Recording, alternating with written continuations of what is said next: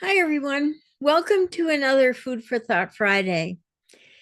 This is what has me thinking this week. I've been thinking about the perils of a 2.0 strategy. Now, you've probably heard before that being the first in anything is very risky. But I'm here to tell you that being a 2.0 product developer can be even riskier, particularly for a regulated medical product. So here are the things that concern me about that. The first is the perils of not recognizing what the Achilles heel of the 1.0 product truly is. And this is a common mistake that people make. I've actually seen this up close and personal in my own work.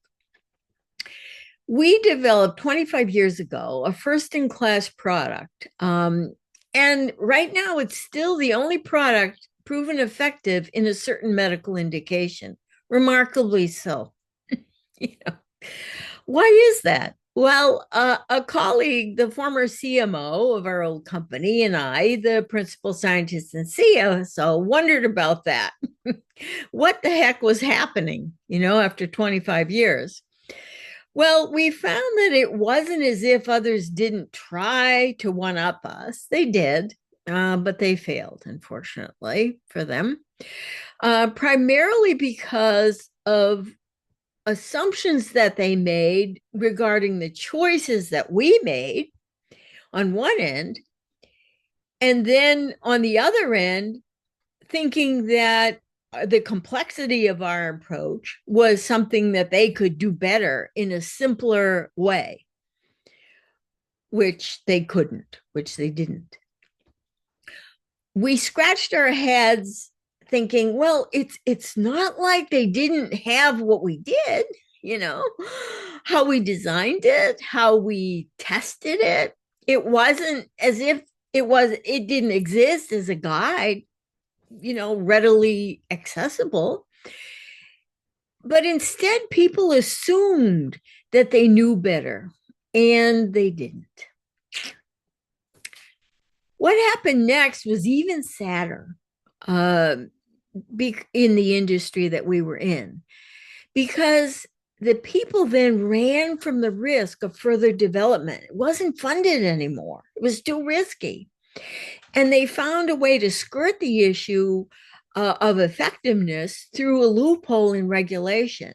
Well, who loses out with that? Well, it's the patients that lose out in it. They deserve something better, built upon what we did earlier, not instead of what we did. So there's the key here. People should be building upon what comes before them, not trying to one up and do things in spite of or instead of what someone else does. So be careful with that mentality. So if you decide to take on a second generation effort, try as best you can to understand the why behind what the other people who came before you did. Never, never, ever, ever assume. Please test it if you must.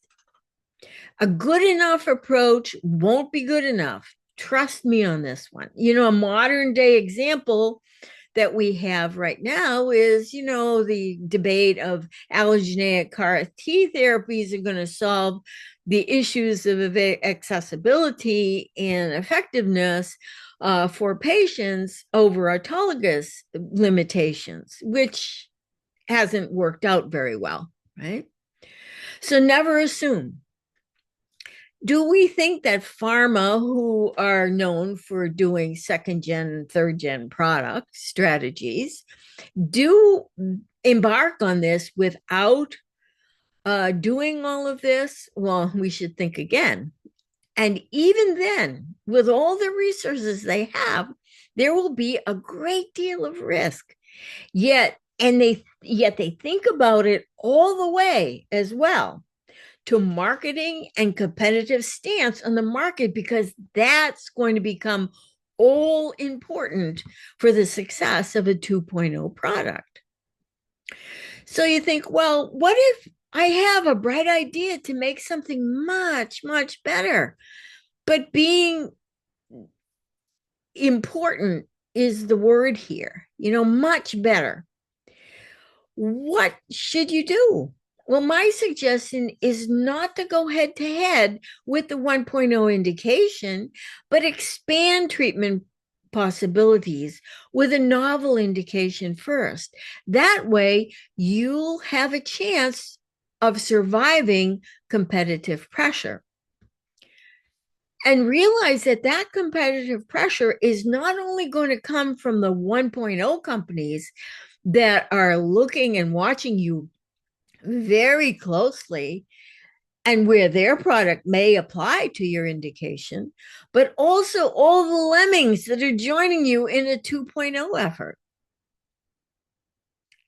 So it's imperative that whatever innovation you come up with, that it is really worth it, and you validate that and think very carefully about that, whether you're doing a different indication or not. And of course, I advise that you think a little bit outside the box and don't go straight at a 1.0 indication. Okay, however, I'm going to end with something where I'm going to urge you to take all that verve, all that interest, all that innovation potential that you have, and consider turning it into a 1.0 product effort instead. And how you can do that, building upon all those other 1.0s that are coming before you. So until next week, stay current, stay proactive, stay courageous. Cheers.